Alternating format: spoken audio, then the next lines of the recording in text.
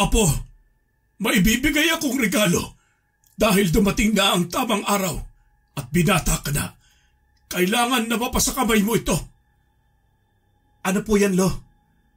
Ang itim na bertud ng mga aswang at ang anting-anting na pambako. Maligayang kaarawan, mahal kong apo.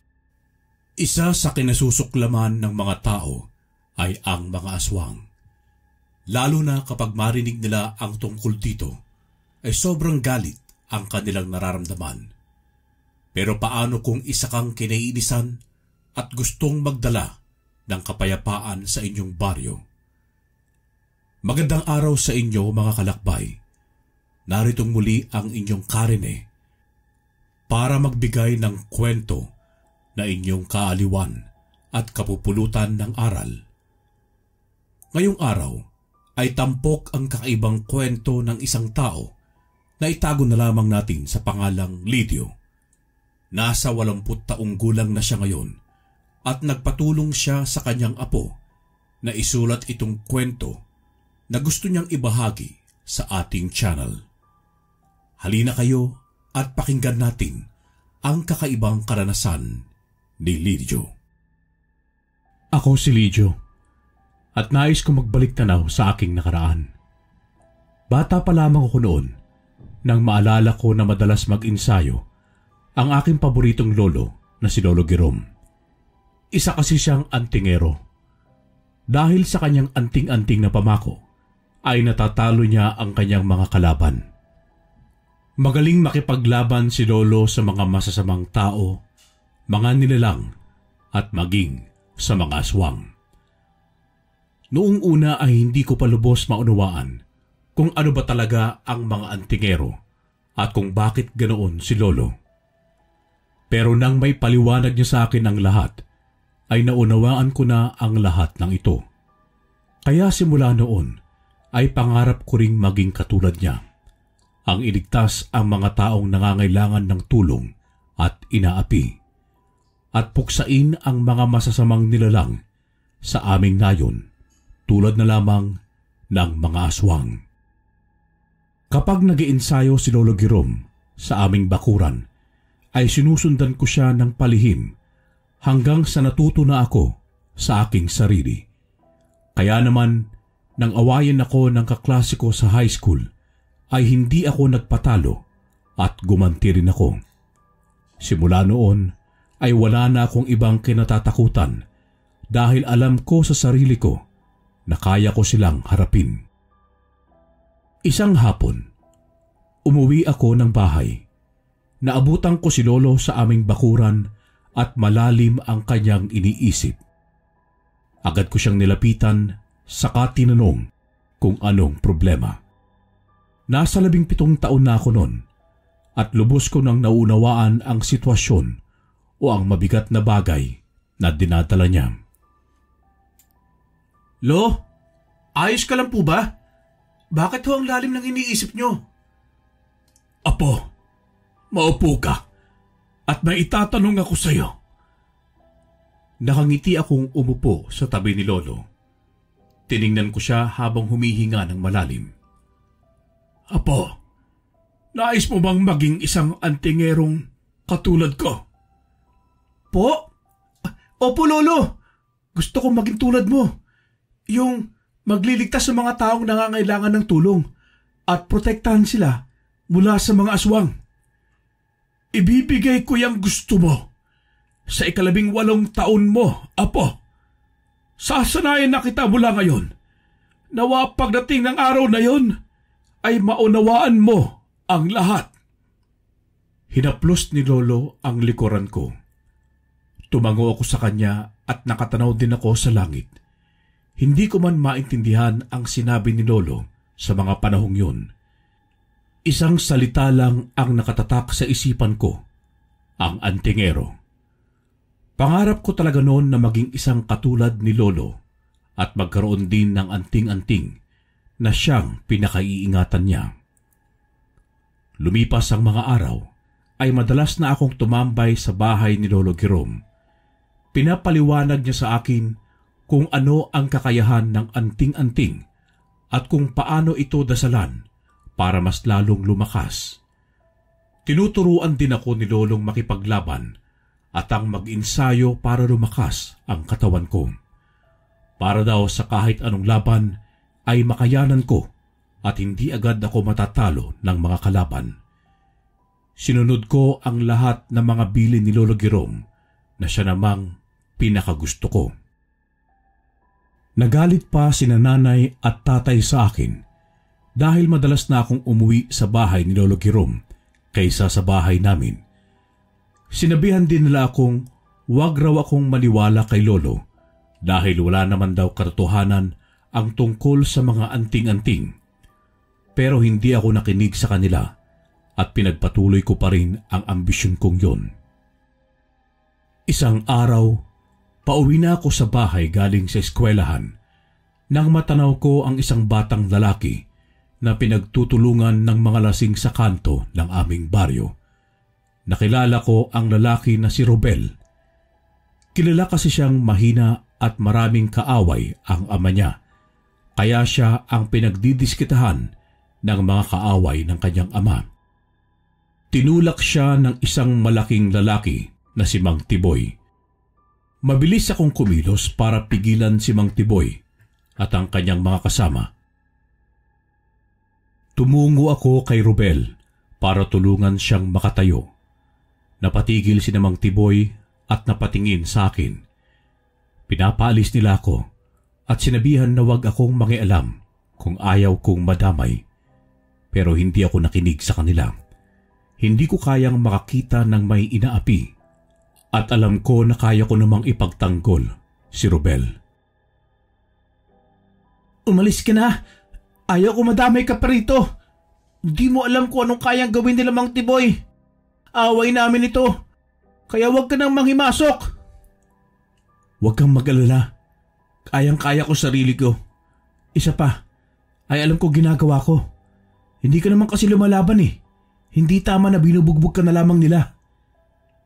Hindi nakasagot sa akin si Robel at nanatili siyang tahimik.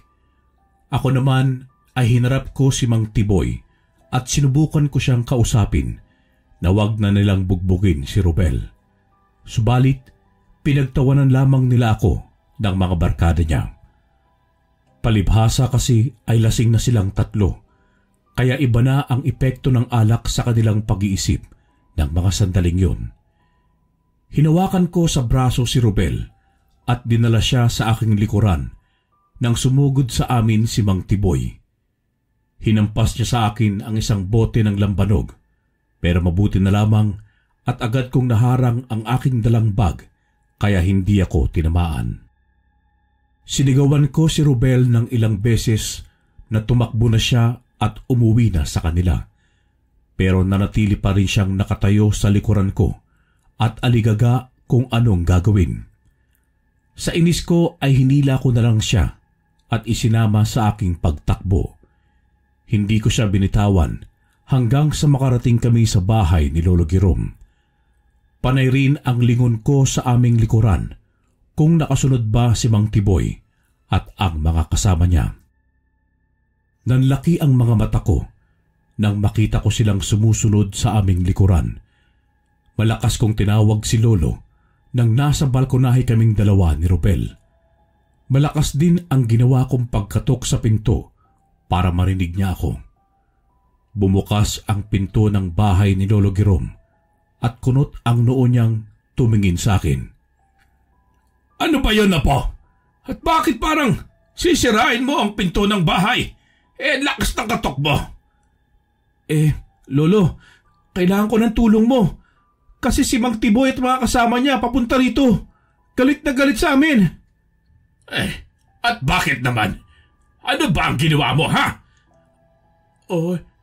Ako po may kasalanan sa kanila. Tinulungan lang po ako ni Lidio para hindi ako masaktan ni Mang Tiboy. Sige. Ako nang bahala sa kanila. Pumasok na kayo sa loob. Ano pong gagawin mo, Lo? Tutulungan po kita. Diyan ka lang, Lidio. Bantayan mo ang kaibigan mo. Ako nang bahalang makipag-usap kina Tiboy. Wala na akong nagawa nun kundi ang sundin ang sinabi ni Lolo. Pinapasok ko si Rubel sa loob ng bahay ni Lolo at pinaupo roon. Binigyan ko siya ng isang basong tubig. Ako naman ay tumungo sa bintana para silipin kung anong nangyayari sa labas. Pagdungaw ko sa bintana ay naabutan kong nag-uusap sila Mang Tiboy at Lolo Girom. Nakayuko lamang si Mang Tiboy at ang dalawa niyang kaibigan habang binibigyan sila ng sermon ni Lolo Girom. Tumango silang tatlo at pagkatapos ay humingi sila ng tawad kay Lolo Girom. Pero hindi tinanggap ni Lolo ang paghingi nila ng tawad, kundi sinabi ni Lolo na magiging maayos lamang ang lahat kung hihingi sila ng tawad kay Rubel. Ngingiti-ngiti akong bumalik sa kinuupuan ni Rubel at inakbayan ko siya. "Oh, simula sa araw na ito magkaibigan na tayo. Magkasangga na tayo sa lahat ng bagay. Kaya kung may nag-aaway sa'yo, sabihin mo lang sa akin. Handa akong protektahan ka. Ayos ba?" Ayos lang ba sa'yo na maging kaibigan ng mahinang katulad ko? Isa pa, maraming kaaway si tatay Ayoko madamay ka pa ron dahil sa akin. Sus, wala yun. Bawal ka nang tumanggi. Magkaibigan na tayo. Kaya dapat sabay tayo tuwing uwian. Ayos ba? Tumango si Rubel sa akin, saka ngumiti.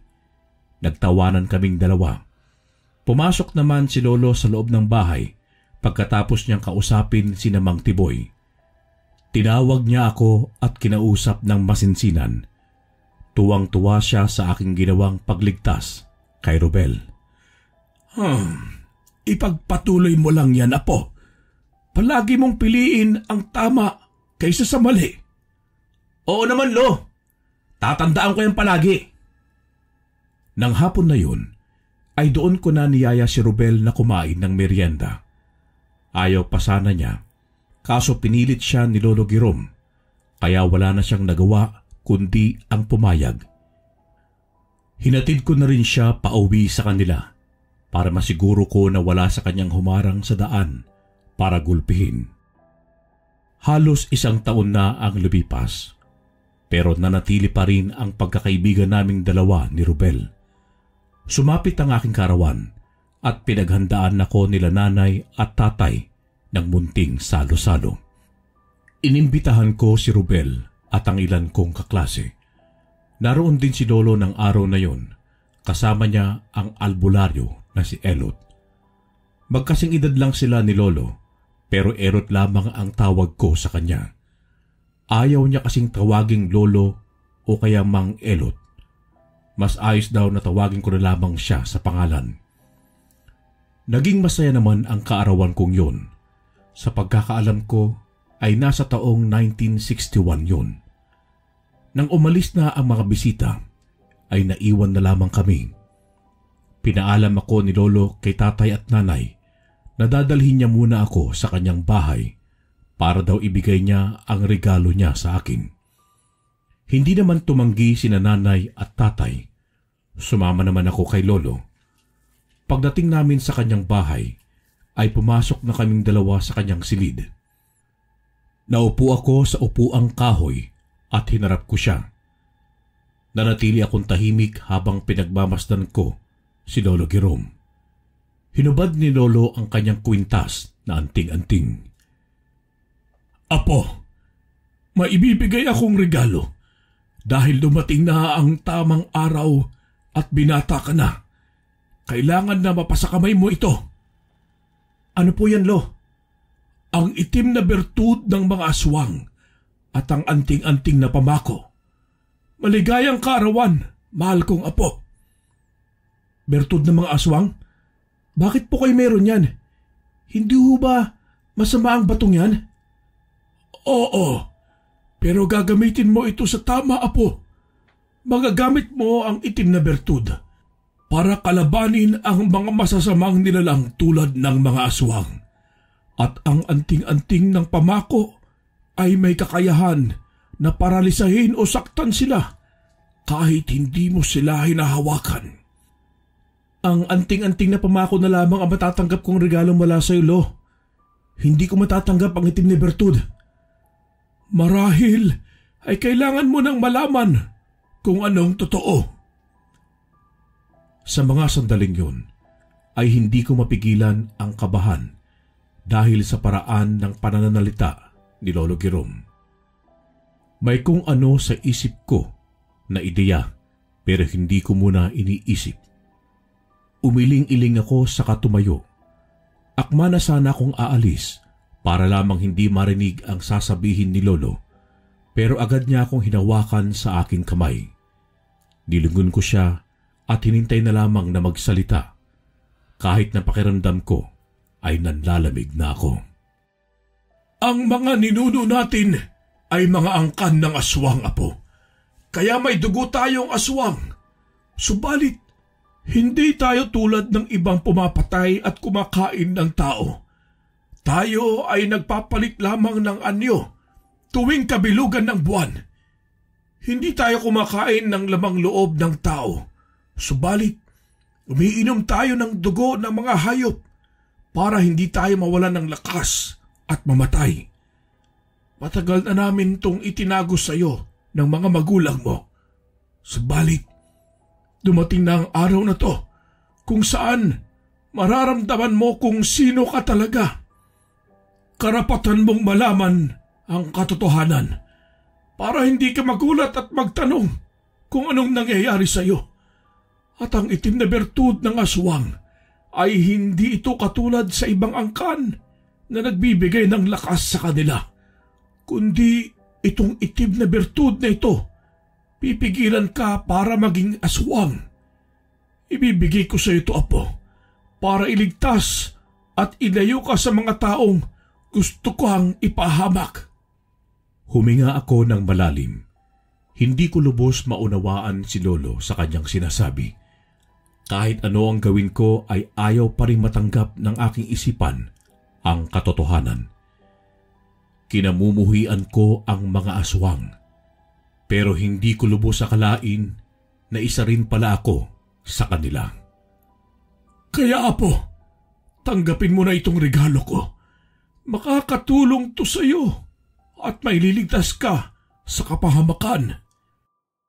Tahimik akong tumango kay Lolo Jerome. Tinanggap ko ang itim na bertud ng mga aswang at ang anting-anting ng pamako. Nilunok ko ang itim na bertud. Makaraan ang ilang sandali ay nakaramdam ako ng pagkahilo at kakaiba sa aking katawan. Nanlabo ang aking paningin hanggang sa bumagsak na lamang ako sa sahig at nawalan ng malay. Pagkagising ko ay nasa bahay na ako at nakahiga sa aking kama. Aligaga sina nanay at tatay habang nasa tabi ko naman si Lolo. Madilim na sa labas. Sinubukan kong bumangon pero nakatali ang magkabila kong kamay at maging ang aking mga paa. Napansin ni Lolo na nagkamali na ako at agad niya akong tinignan. Ay, pasensya na, Apo. Kinakailangan ka naming talian para hindi ka magwala rito sa loob ng bahay. Oras na hatakihin ka ng pagiging aswang mo. Malapit nang sumapit ang gabi. Sinubukan kong magsalita, pero nakabusal ng tela ang bunganga ko, kaya ungol na lamang ang lumalabas na boses sa akin. Hindi na ako nagsayang ng lakas mula sa pagkawala sa pagkakatali. Hinayaan ko na lang ang sariling mahiga roon sa aking kama. Makaraan ng ilang sandali ay nanlaki ang mga mata ko nang makaramdam ako ng kakaiba sa aking katawan. Sobrang sakit ng aking buong katawan na para bang binabali ang aking mga buto habang may tumutusok na karayom. Sumigaw ako ng malakas, pero dahil sa nakabusal ang bunganga ko ay tanging ungol na lamang ang narinig mula sa akin. Pinagpawisan ako ng malagkit at nagwala. Gusto kong makawala mula sa pagkakatali dahil sa sobrang sakit.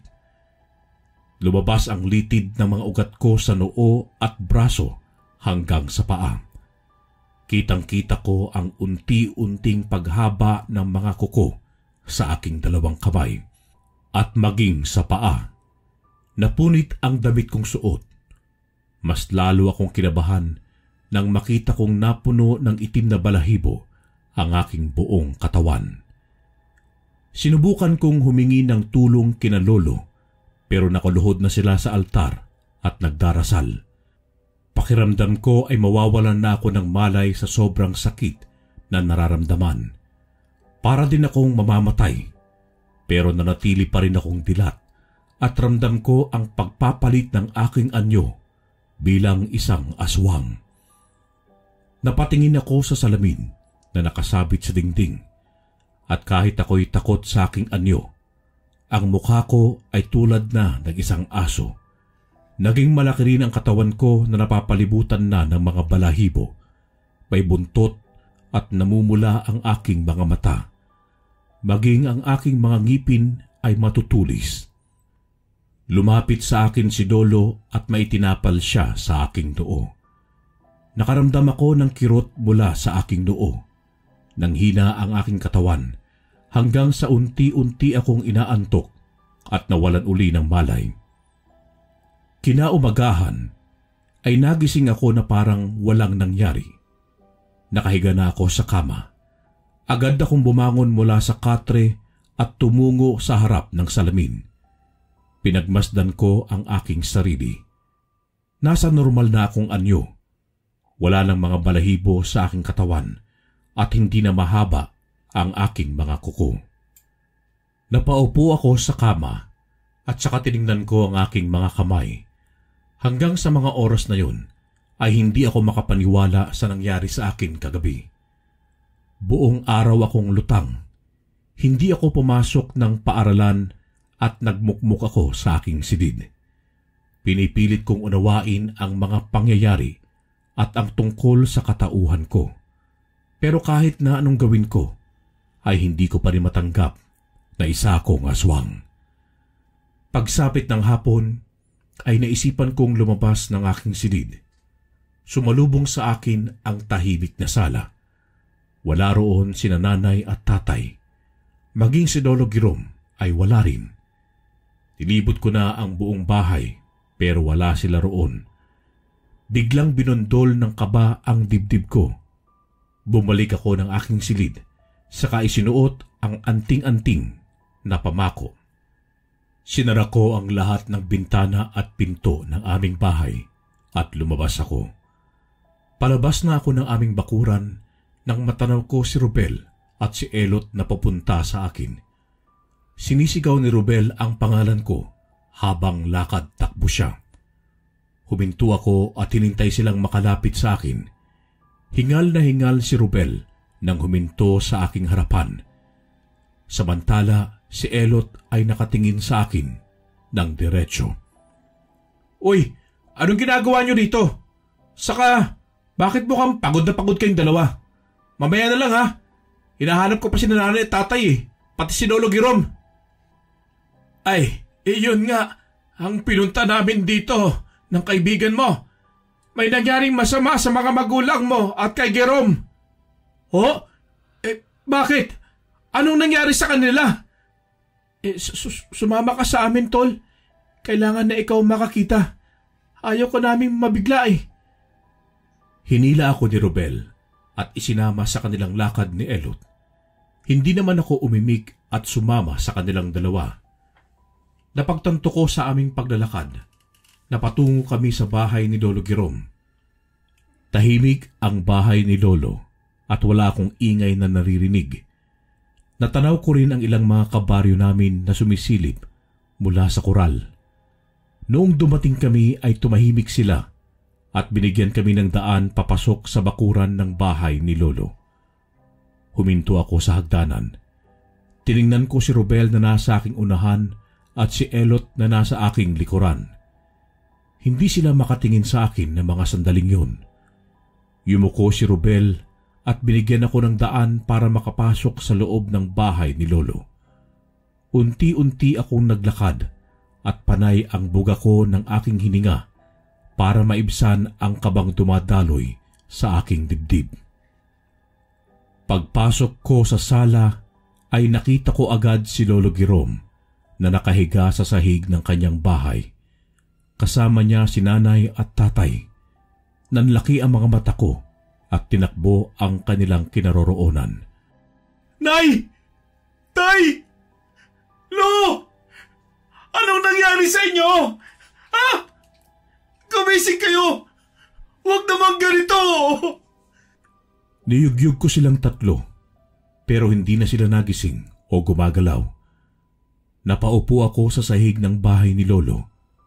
Tumulo ang mga luha ko sa aking mga mata at hindi ko napigilan ang sarili kong humagulgol. Naramdaman ko ang paghaplos sa aking likuran ni Robel at ni Elot. Ibinuhos ko ang lahat ng aking nararamdaman na sakit sa mga sandaling yon. Pinaglamayan sina nanay, tatay at lolo ng 3 araw. Pagkatapos nun ay inilibing na rin sila. Maraming nakisimpatya sa akin at naawa sa aking sitwasyon. Pagkatapos ng libing ay umuwi ako sa bahay. Sinamahan naman ako nila Robel at ni Elot. Kinausap nila akong dalawa pero hindi ko sila sinasagot o kaya ay pinapansin. Iyak lang ako ng iyak. Hindi pa rin ako makapaniwala sa nangyari. Makaraan ang ilang araw, nanatili sa bahay si Elot. Hindi niya ako iniwan at naroon labang siya. Marami siyang mga ginagawang gamot para sa mga taong may sakit, na engkanto o kaya ay inaswang. Naabutan ko siya sa sala na gumagawa ng isang pana. Umupo ako sa upuang nasa kanyang harapan at tinignan ko siya. Sabihin mo sa akin, Elot, sinong pumatay sa pamilya ko? Walang pumatay sa kanila, Lidyo. Namatay sila dahil yun ang mangyayari. Anong ibig mo sabihin, ha? Huwag mo nga ako gawing tanga. Alam ko na alam mo ang sikreto ng pamilya namin. Matagal ka na kaibigan ni Lolo. Kaya sabihin mo sa akin ang totoo. Ikaw ba pumatay sa kanila? Hinintay mo ba ang pagkakataon para mapatay mo sila? Hindi ko gusto ang klase ng pananalita mo, bata. Hindi ko sila pinatay. Walang dahilan para patayin ko sila. Nakatakda na mangyari yon sa pamilya mo. Hinintay lang nila na mapasa sa iyo ang itim na bertud. Ang buhay nila ay nasa itim na bertud na yan para maprotektahan ka at hindi tuluyang maging isang aswang. Hindi. Nagsisinungaling ka lang. O yan. Basahin mo ang iniiwang sulat sa inong lolo at ng mga magulang mo. May inilapag siyang 2 papel sa ibabaw ng mesa. Nakatiklop yon at hindi pa nabubuksan. Tumayo si Elot at iniwan ang kanyang ginagawa. Saka siya lumabas ng bahay. Iniwan niya ako sa sala na nakatulala habang nakatitig lamang sa ibabaw ng mesa kung nasaan ang sulat. Nagtatalo ang aking loob kung dapat ko ba yung basahin o hindi. Sa bandang huli ay kinuha ko ang 2 sulat saka ko yung binasa. Nanginginig ang 2 kong kamay at hindi napigilan ang mapaiyak. Napagtanto ko sa sulat ni Lolo at nila nanay at tatay na totoo nga ang sinasabi ni Elot sa akin kanina. Dahil sa sulat nila nanay at tatay at maging kay Lolo ay lumakas ang loob ko. Naisip ko na mababago ko pa rin ang pagkatao ko kung palagi kong pipiliin ang tama. Kaya naman, lumapit ako kay Elot at humingi ako sa kanya ng tulong. Elot, kailangan ko matuto sa pakikipaglaban. Gusto kong may pagpatuloy ang turo sa akin ni Lolo. Tutulong ako sa iyo sa pagsugpo sa mga aswang. Ha! Sigurado ka ba sa desisyon mong yan? Baka napipilitan ka lang dahil sa buong buhay mo, ang tingin mo sa mga aswang ay masasama. Pakatandaan mo, bata, hindi dapat ganyan. Dapat alam mo talaga sa iyong puso kung sino ka at kung ano ang gusto mong gawin. Sigurado na ako, Elot. Gusto kong gawin ang tama. Gaya ng sabi sa akin ni Lolo Girom. Tayo rin naman ang pumipili ng kapalaran natin at kung ano ang pagkatao natin. Natigilan si Elot dahil sa aking sinabi. Pinakatitigan niya ako at kinilatis ang buo kong mukha. Tinitingnan niya kung nagsasabi ako ng totoo o hindi. Nang makita niyang seryoso ako, ay tumango siya at tinapik ako sa aking balikat.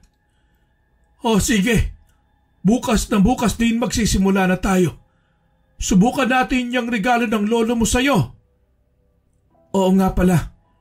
Bakit hindi na ako nagiging aswang tuwing gabi? Bakit nanatili pa rin ako normal itong mga nakaraang gabi pagkatapos kong tagapin ang itim na bertud? Ito ay dahil din sa itim na bertud. Aatakihin ka na lang ng pagkaaswang mo tuwing sasapit ng kabilugan ng buwan. Kaya dapat nakakulong ka na ron sa iyong silid para hindi ka makalabas at makapagbiktima ng mga hayop. Pwede rin akong humanap ng paraan para dyan. Tumango ako kay Elot matapos kong marinig ang kanyang paliwanag. Doon ko naunawaan ang lahat. Napatingala ako sa langit at taimtim na nagpasalamat kina lolo dahil sa sakripisyo nilang ibinigay para sa akin. Tumingin ako kay Elot at nakatitig lamang siya sa akin. Inabot niya sa akin ang pana na kanyang gawa. Napatingin ako roon at ibinalik ko rin ang tingin sa kanya. Susubukan ko lang ang kakayahan mo. Magsisimula na tayo sa pag-ensayo. Hindi pwede na iasa mo na lang ang lahat sa iyong anting-anting. Bakit? May limitasyon ba ang kakayahan ng anting-anting na bigay sa akin ni Lolo? Wala naman siyang limitasyon. Ang akin lang, hindi sa lahat ng oras mapapansin mo ang mga kalaban mo para gamitan ng iyong anting-anting. Baka may pangontra dyan sa iyong anting-anting. Alam mo, mga aswang ngayon ay nagtataglay na rin ng anting-anting gaya na rin ng lolo mo. Kaya kailangan nating mag-ingat. Tumango ako kay Elot. Tinanggap ko ang pana na binibigay niya sa akin.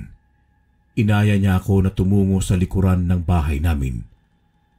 Pagkarating namin doon, ay sinimulan na niya ang pagtuturo sa akin. Tinuruan niya ako ng tamang suntok at sipa. Tinuruan niya rin akong pumana at kung paano gumamit ng itak. Halos araw-araw ay nag-iensayo kaming dalawa ni Elot. Marami akong natutunan sa kanya at pakiramdam ko rin ay lumakas na ako kumpara sa dati na wala pa akong ensayo. Isang araw ay naghahanda na si Elot para tumungo sa kabilang bayan upang tugisin ang matagal ng suwail na aswang. Sinabi niya rin sa akin na naging kaaway raw ito ni Lolo Girom kung kaya napadpad kami sa baryong yon. Sinabi ko sa kanya na sasama ako kung saan man siya pupunta. Noong una ay ayaw pa niya akong isama pero pinilit ko siya. Sigurado ka ba sa desisyon mo, bata? Baka mamaya ay mas piliin mo ang pagiging aswang mo at iwan mo kung anong gusto mong gawin ngayon. Mahirap kapag hindi ka pa sigurado. Matagal na ako sigurado, Elot. Baka ginagawa mo lang yan dahil nakukonsensya ka dahil may dugo kang aswang. O kaya mo to ginagawa para mawala yung nararamdaman mo dahil akala mo yan ang tamang gawin para makatakas sa pagiging ano ka talaga. Natahimik ako sa sinabing yun ni Elot. Tinapik niya ako sa aking balikat, saka ngumiti. Ayaw ko mang aminin sa aking sarili nun na tama siya. Pero wala na akong nagawa dahil yun din ang nararamdaman ko. Ayaw ko noong una dahil gusto ko lang na makatulong. Pero nitong mga nakaraang araw ay naisip ko na baka mawala sa isipan ko ang pagiging aswang. Oras na piliin ko ang pumatay rin ng mga aswang. Nauunawaan kita. Alam kong magulo pa sa ngayon. Pero makakapaghintay pa naman. Kailangan mo munang pag-isipan. Sasama pa rin ako sa iyo, Elot.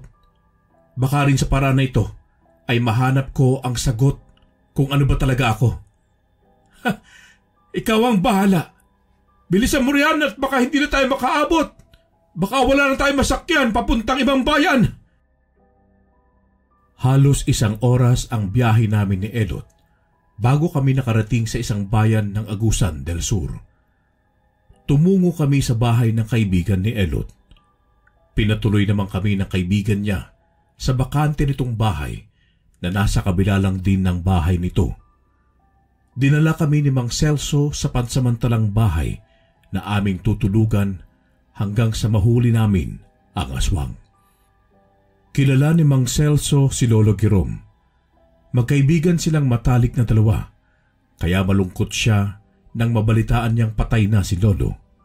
Humingi siya sa akin ng tawad dahil hindi siya nakapunta sa libing ni Lolo. Tumango naman ako sa kanya ng nakakaawa. Nagtagal pa muna saglit si Mang Celso sa bahay na pinapatuloy niya sa amin ni Elot bago siya nagpaalam. Nang gabing yun, abala kami sa pagluluto ni Elot nang bigla na lamang kaming nakarinig ng kalabog sa labas. Nagkatinginan kaming dalawa. Itinigil na muna namin ang pagluluto at pinapakiramdaman ang paligid. Naramdaman mo ba yung pag-init ng iyong anting-anting? Oo, malakas ang pag-iinit para ako mapapaso. Bakit? Ano bang nangyayari? Maganda ka at mukhang nalaman na ng kalaban ko na nandito ako. Kaya siya na mismo ang pumunta sa akin para salubungin ako. Kinuha ni Elot ang kanyang itak na nasa loob ng bayong. Kasama na rin ang kanyang pana na ang matulis na dulo ay may katas ng kalamansi. Sumilip sa labas si Elot at mukhang hinahanap niya ang aswang na siyang may gawa ng kalabog. Ako naman ay mabilis na kinuha ang pana na gawa ni Elot. Sumunod naman ako sa kanya at mas lalo kong pinakiramdaman ang aking anting-anting.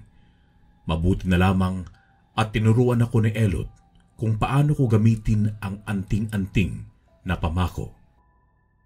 Lumabas si Elot at sumunod naman ako. Mas lalong uminit ang aking anting-anting noong lumabas na kami. Sinabi ko kay Elot na nasa paligid lang ang aswang at naghihintay ng pagkakataon para sugurin o kaya naman ay patayin kami.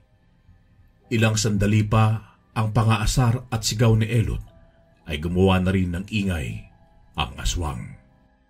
Narinig namin na nag-ingay ito na para bang likha ng isang ibon. Mahina lamang yun, ibig sabihin ay malapit lamang siya sa amin. Hinanda ko ang aking pana at tinalasan ang aking pakiramdam. Lumingon sa akin si Elot at saka tumango. Naghiwalay kaming dalawa. Pumunta siya sa likuran ng bahay at ako naman ay nanatili sa harap. Ilang sandali pa ay naramdaman ko ang kakaibang enerhiya mula sa aming likuran. Nang lumingon ako ay isang aswang ang sumalubong sa akin. Namumula ang mga mata niya habang nakatitig sa akin. Ngumisi ang aswang habang pinapakita niya sa amin ang mga mahaba niyang kuko. Mabilis ko siyang sinugod gamit ang aking pana. Pero agad din namang nakaiwas ang aswang sa akin. Naramdaman ko na lang na nasa likod ko na siya. Agad kong hinampas sa kanya ang pana. Nanlaki ang mga mata ng aswang nang matamaan ko siya sa kanyang pisngi. Napahawak pa siya roon at napatingin sa akin. Ngumisi ako sa kanya at hinarap siya ng tuluyan. Tinitigan ko ang aswang at iniisip ko ang aking anting-anting na pamako. Makaraan ang ilang sandali ay narinig ko na lamang ang aswang na sumisigaw at natumba sa kanyang kinatatayuan. Para siyang naparalisa habang nanginginig ang buo niyang katawan. Naramdaman ko na dumating si Elot sa aking tabi. Tumigil siya at tiningnan ang sitwasyon ng aswang.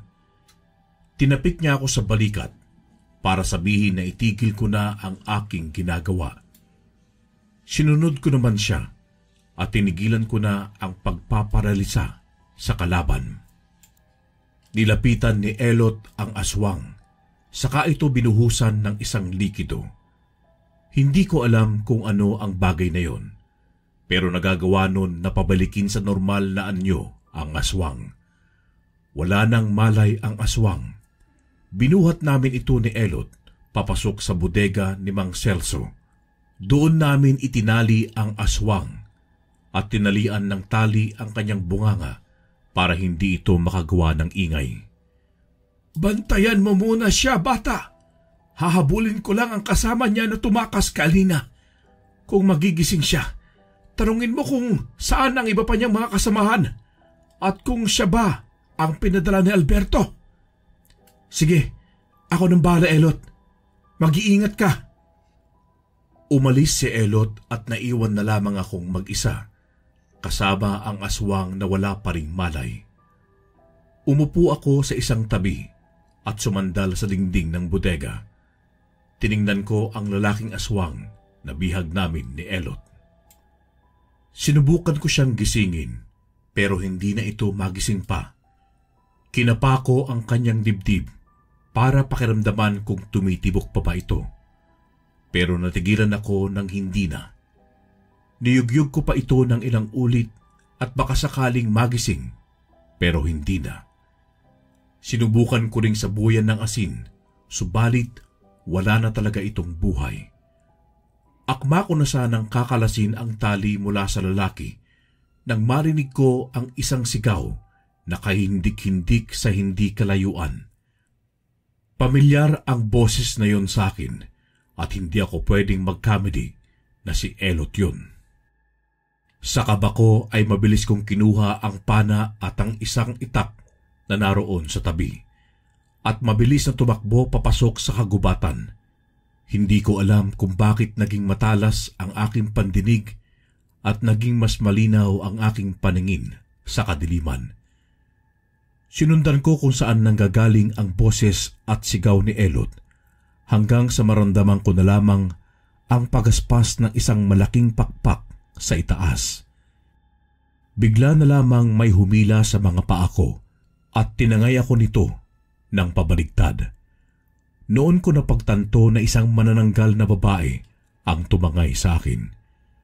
Nagpumiglas ako para makawala mula sa aswang, subalit mahigpit ang pagkakahawak niya sa aking dalawang paa. Kaya naman ginamit ko muli ang aking anting-anting laban sa aswang. Nabitawan ako ng manananggal noong nakaramdam siya ng sakit sa kanyang buong katawan. Bumulusok siya paibaba at bumagsak siya sa lupa. Tumungo ako sa manananggal at nakita kong nakadilat na lamang ang mga mata nito. Wala na itong buhay. Noong masiguro ko na wala na talagang buhay ang aswang, ay nagpatuloy na ako sa paghahanap kay Elot. Pinakinggan ko muli kung saan nanggagaling ang kanyang boses. Lumingalinga ako sa buong paligid para makita ko siya kung saan naroroon. Subalit nahirapan akong hanapin kung saan siya naroroon. Nagpatuloy ako sa paghahanap kay Elot hanggang sa nakita ko sa hindi kalayuan ang 5 aswang na nakatayo. Sa likuran ng 5 aswang si Elot, nabihag ng isang lalaking malaki ang ngisi. Natukoy ko agad kung sino ang lalaking may hawak kay Elot. Ito si Alberto, ang malakas na aswang na hinahanap si Elot at naging kalaban din ni Lolo Jerome. Bitawan mo si Elot! At sino ka naman para utusan ako? Huh? Ikaw ba ang pinagmamalaki nitong si Elot na magliligtas sa kanya at ang papatay sa akin? Oo, ako nga. Kaya pakawalan mo si Elot at tayong dalawa magharap. Hindi ko hahayaang mangyari yan. Sisiguraduhin ko munang mahina ka bago tayo magharap na dalawa. Kumuyom ang aking kamao nang marinig ang sinabi niya. Inutusan niya ang kanyang 5 kasama na naroon na sugurin ako. Mabilis na sumugod ang mga aswang na mukhang mga aso. Sinungguban ako ng 2. Dahil sa hindi ako nakapaghanda sa mabilis nilang atake, ay natumba ako. Dinaganan ako agad ng isang aswang, pero agad ko siyang pinaralisa gamit ang aking anting-anting. Ganon din ang ginawa ko sa isa na papunta sa akin. Sumugod ng sabay-sabay ang tatlo sa akin. Mabilis akong kumilos para maiwasan ang atake nilang pagkalmot. Pinagsisipa ko sila isa-isa at pinagsusuntok. Tiningnan ko sila nang sabay-sabay silang dumaing dahil sa mga suntok ko at sipa. Tumayo ang isa at sumugod sa aking likuran. Hindi agad ako nakaagap, kaya sinakal niya ako gamit ang kanyang isang braso. Tinawag niya ang kanyang mga kasama, pero agad ko ang mga itong ginamitan ng aking anting-anting. Nanginig silang lahat at walang humpay ang kanilang sigaw. Hinila ko ang braso ng aswang na sumasakal sa akin at siniko sa kanyang tagiliran. Nanlaban ang aswang sa aking likuran, kaya pinagbigyan ko ito. Galit na galit siya at kinalmot ako sa aking braso. Napasigaw ako ng malakas. Hindi ko inaasahan na maabot ako ng nilalang at masusugatan. Kinuha ko ang pana na nasa aking likuran at mabilis kong pinana ang nilalang. Tumama ang palaso sa kanyang dibdib. Nakadilat itong bumagsak sa lupa. Bumaling ako kay Alberto.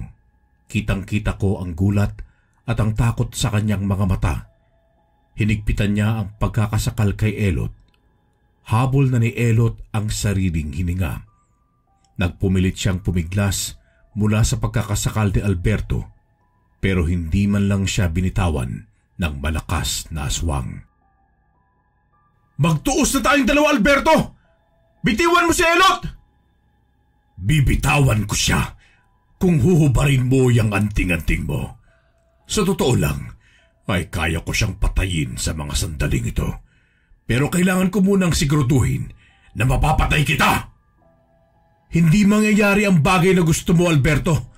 Kailanman, hindi ko huhubarin itong anting-anting. Ang sabihin mo, ay takot ka lang na matulad sa mga kasama mo.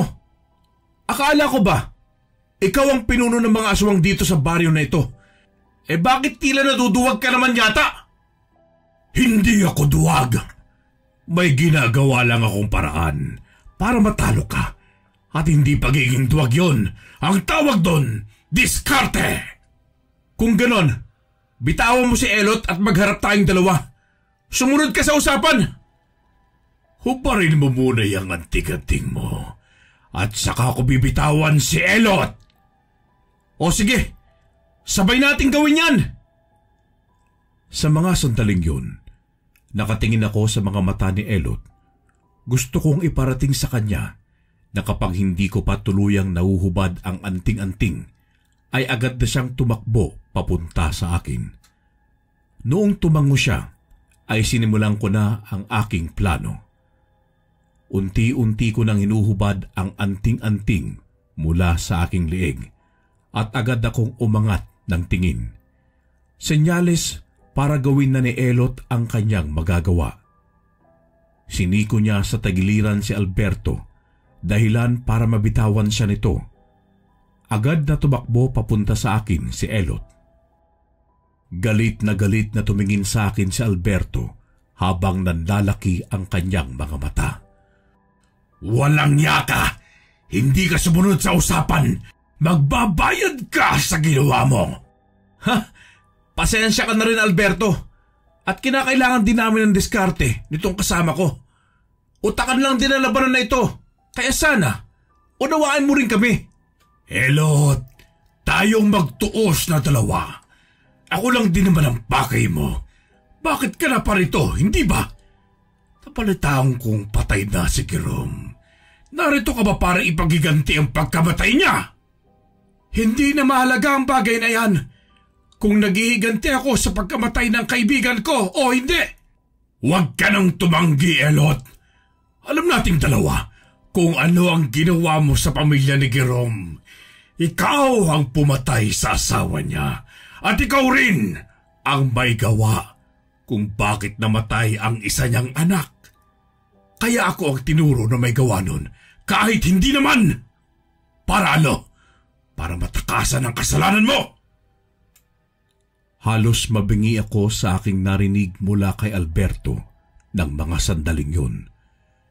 Lumingon ako kay Elot at nagtataka na tumingin sa kanya. Hindi siya makapagsalita at makagalaw. Nanatili lamang siyang nakatayo sa kinatatayuan niya habang nanlalaki ang mga mata. Elot! Totoo bang sinasabi niya? Ha? Totoo ang lahat ng sinasabi ko, bata. At bakit naman ako magsisinungaling kung pwede ko namang sabihin ang totoo? Isa pa, gusto ko rin malinis ang pangalan ko.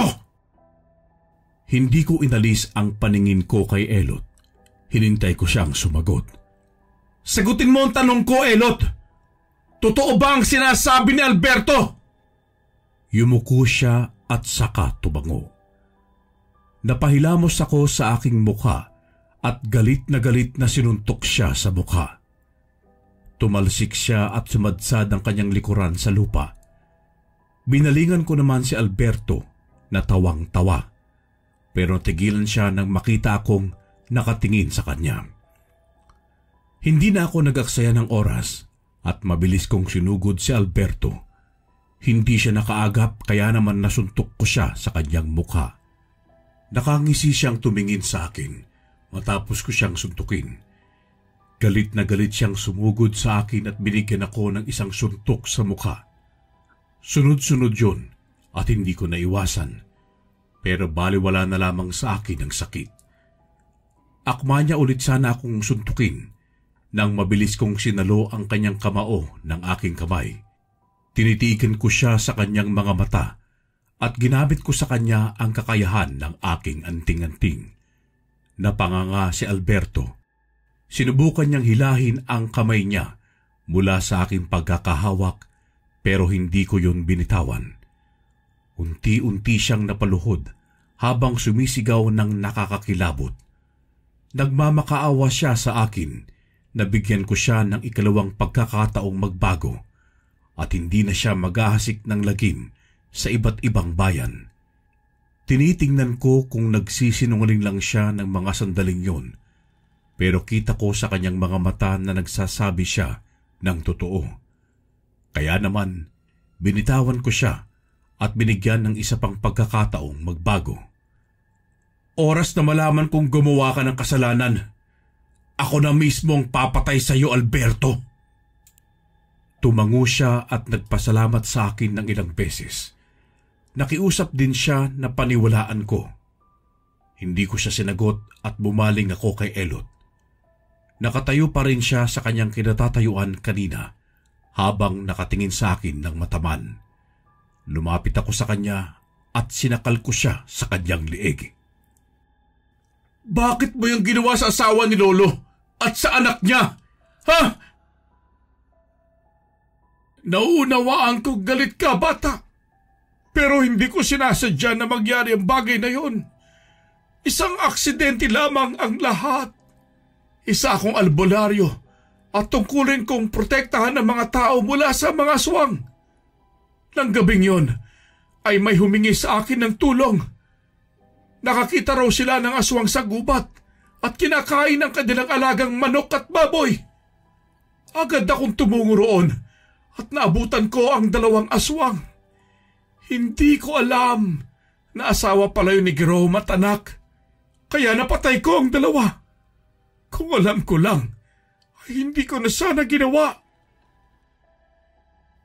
Binitawan ko si Elot at kinuyom ko na lamang ang kamay ko dahil sa galit. Naisip kong ganoon din ang mangyayari sa akin kung hahayaan kong umiral ang pagkaaswang ko. Tinignan ko mabuti si Elot sa kanyang mga mata. Alam ba ni Lolo ang lahat ng ito? Oo, alam niya. Inamin ko sa kanya ang lahat. Nung una ay nagalit siya at kinamuhian ako. Pero hindi ako tumigil sa paghingi sa kanya ng tawad hanggang sa magkaayos kaming dalawa. Kaya pinangako ko sa kanya na gagawin ko ang lahat para mapagaling kayo, na mawala ang pagkaaswang ninyo. Malapit ko nang mabuo ang gamot, subalit namatay naman siya at ang mga magulang mo. Kaya pinangako ko na ang gamot na magagawa ko ay ibibigay ko sa iyo. May kinuha sa kanyang bulsa si Elot at inabot yon sa akin. Isang maliit na bote na may lamang itim na likido. Sinabi sa akin ni Elot na inumin ko yon. Sa mga sandaling yon ay wala akong tiwala kung may lason ba ang bagay na yon. Kaya naman, kinuha ko mula kay Elot ang bote at saka ako bumalik sa kinaroroonan ni Alberto. Sinakal ko siya sa kanyang liig at pinainom sa kanya ang kaunting laman ng bote. Makaraan ang ilang sandali ay namilipit si Alberto habang nanlalaki ang mga mata. Pinagpawisan siya ng malagkit hanggang sa maisuka niya ang napakaraming itim na likido at ang itim na bertud. Pagkatapos nun ay nawalan siya ng malay. Nang mapatunayan ko na walang lason ang gamot, ay inubos ko ang laman ng bote. Nilabanan ko ang epekto ng gamot hanggang sa manghina ako at mawalan ng malay. Pagkagising ko nun, ay nasa bahay na kami ni Mang Celso. Naging maayos ang pakiramdam ko. Gising na rin si Alberto at kausap si Elot. Simula noon ay nawala na ang pagiging aswang ni Alberto at ganun din ako. Dahil sa kabilugan ng buwan ay hindi na ako nakakaramdam ng kahit na ano. Pinatawad ko si Elot at pinilit na unawain ang lahat ng nangyari sa nakaraan. Naging magkaibigan kaming dalawa, kasama si Alberto at Rubel. Katulad nila ay namuhay rin ako tulad ng isang normal na tao. Nagkaroon ng pamilya at ipinagpatuloy ko ang aking tungkulin na tumulong sa aking kapwa. May mga taong gusto ng syudad at mayroon naman ng kalikasan. Iba't iba naman tayo ng paningin. May mga taong kahit sa syudad na mulat at lumaki, ay mas mahal nila ang kalikasan. Sobrang sarap nga naman sa paningin ang nagtatayugang bundok, nagahampasang alon ng dagat at huni ng mga ibon sa kagubatan. Idagdag pa ang rumaragasang tubig sa ilog at nagtatalo ng isda sa sapa. Isang napakasarap sa pakiramdam masaksihan, sabi ng mga magkababatang sila Bong, Arwin at Emil. Sabi nga nila, kung hindi lang kailangan ng trabaho para mabuhay ng patas, ay iiwan na nila ang buhay syudad at magpapakasarap sa probinsya para damahin ang ganda ng kalikasan. At dahil hindi naman nila maiiwan ang nakasanayan, tuwing may libreng oras ang isa't isa, ay kanya-kanya ng bilihan ng mga gagamitin sa kanilang pagbiyahe.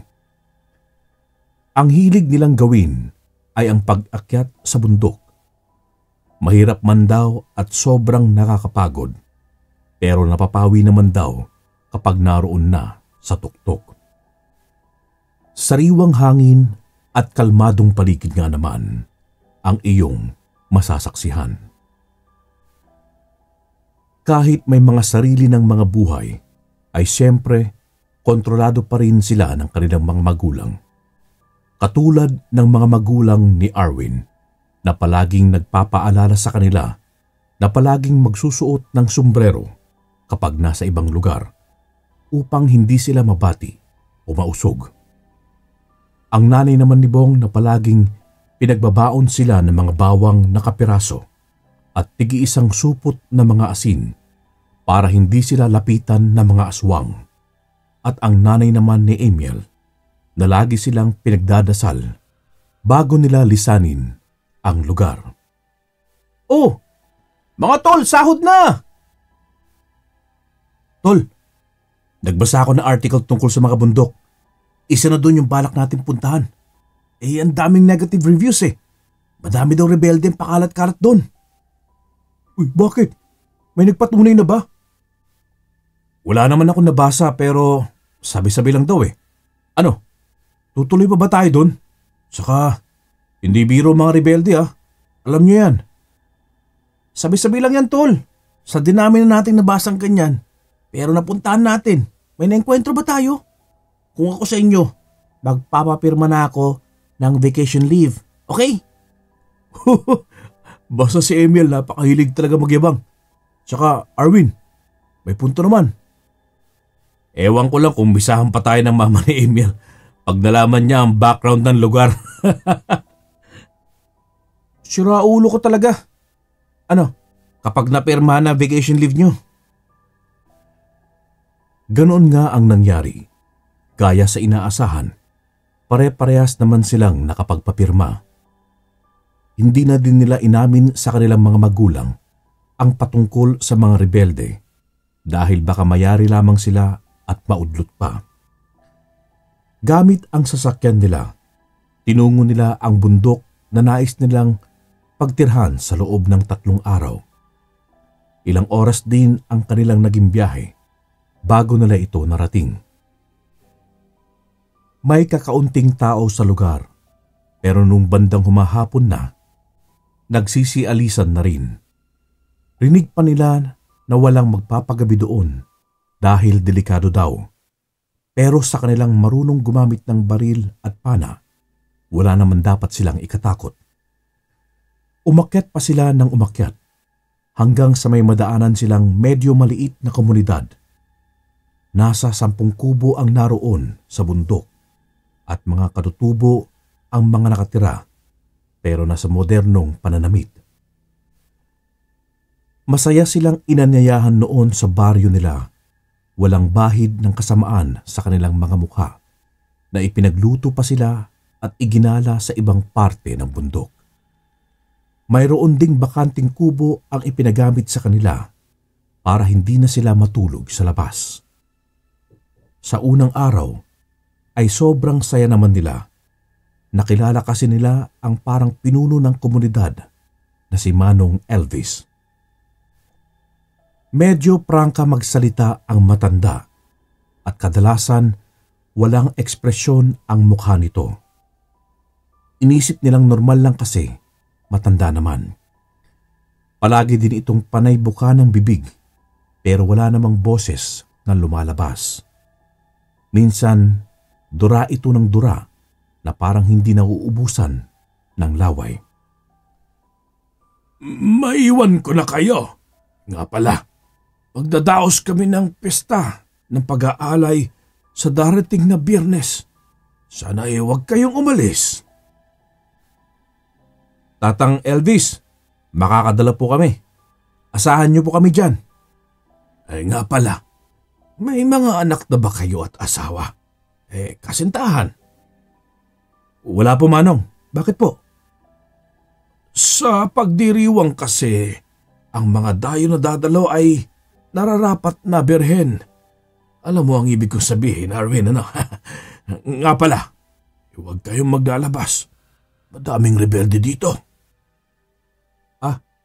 Opo.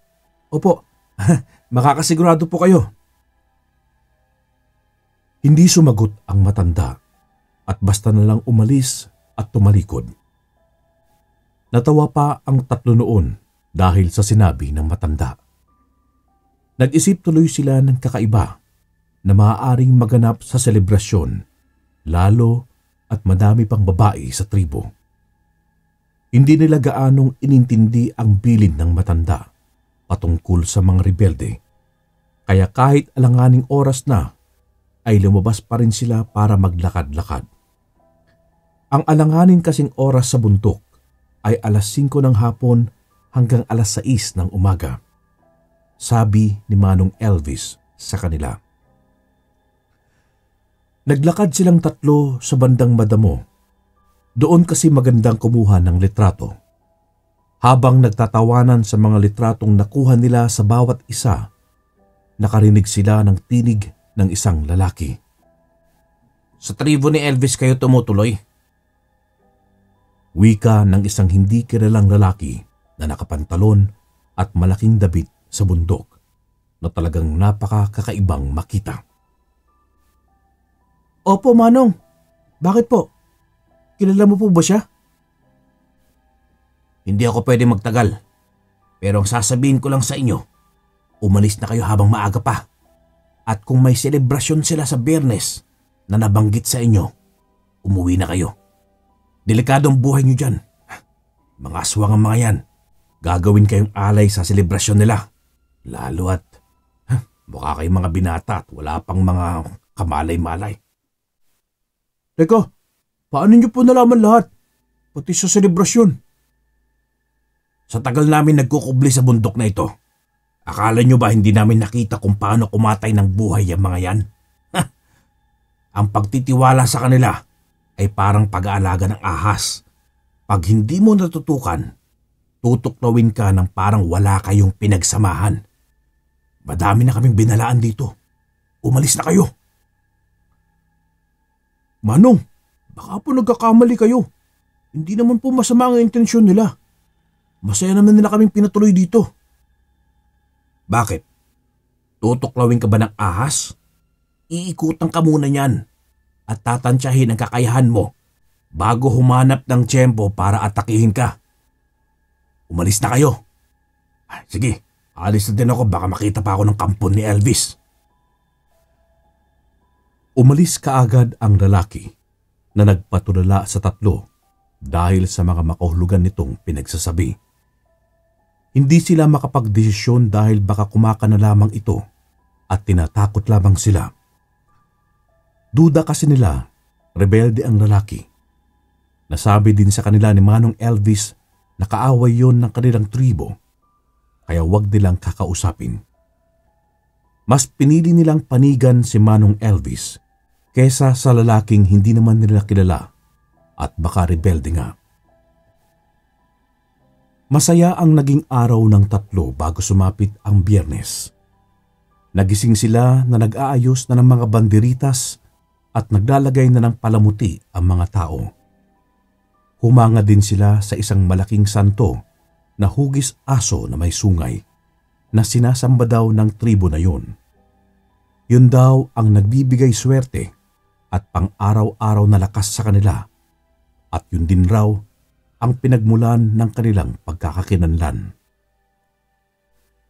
Humanga ang tatlo dahil unang beses nilang masasaksihan ang ganong selebrasyon at nagagalak silang parte sila nito. Tumulong na din sila sa pag-aayos dahil sa sasapit na gabi, idaraos ang selebrasyon. Bandang 3:00 ng hapon sila natapos. Oras na ng pahinga ay merienda. Nagtataka sila kasi maraming prutas na pinapakain at pinapaubos sa kanilang tatlo na parang espesyal sila sa araw na yon. Mayroon ding iniabot na damit si Manong Elvis na sando at short. Yun daw ang kanilang magiging kasuotan sa idaraos na pista. Pagkatapos nilang magmerienda, ay naisipan nilang lumakad-lakad. Nakita nila ang mga tao doon na abala, kaya pinili muna nilang tumambay sa likuran ng bahay nila Manong Elvis. Sa likod kasi noon ay ang tanawin sa kabuuan ng bundok, kaya talaga namang napakaginhawa sa pakiramdam. Hanggang sa nakarinig sila ng kakaibang usapan sa loob. Si Manong Elvis yun, pati yung mga pamangkin niya base sa mga boses ng mga ito. Ito, Chong Elvis. Baka naman may alam sa lihim na aral yung mga yan. Hindi kaya mapahamak tayo. Ang tanga mo talaga. Mararamdaman natin yan. Mga yan. At naku nga hindi nakatunog sa plano natin sa pista. Magiging ulam din natin yan sila. Namutla ang buong katawan ng tatlo at hindi makapaniwala sa kanilang narinig. Hindi nga nagkamali ng banta sa kanila ang rebelde. Pero huli na at hindi sila pwedeng biglaang umalis dahil masyadong delikado at baka biglain sila ng mga aswang na ilang araw na pala nilang pinakikisamahan. Balak nilang tumakas sa gabi para abala ang mga tao sa pagdiriwang at hindi sila mapansin. Sumapit na nga ang gabi. Iniwan na nila ang mga damit nila sa kanilang bag para hindi mahalatang aalis na sila. Dahan-dahan silang dumaan sa likod at bumaba.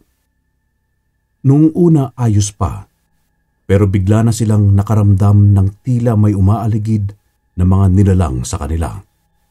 May mga kakaibang huni na talaga namang nakakatakot na. Tumatakbo sila noon ng sobrang bilis at nananalangin sa kanilang kaligtasan.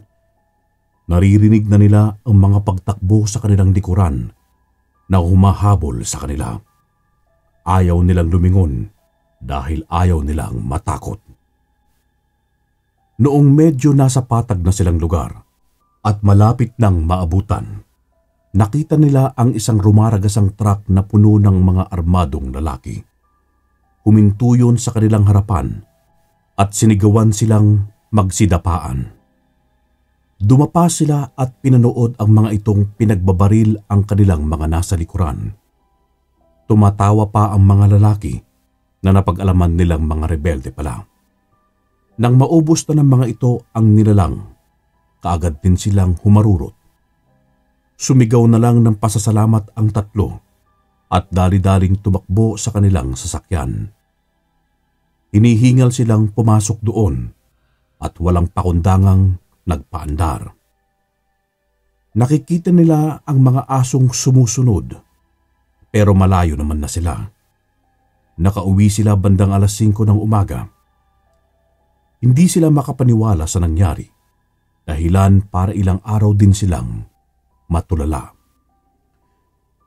Sino ba namang magiging normal pa din kung maengkwentro mo ang ganoong mga nilalang na kamuntikan pa silang makain ng mga aswang pero iniligtas sila ng mga rebelde?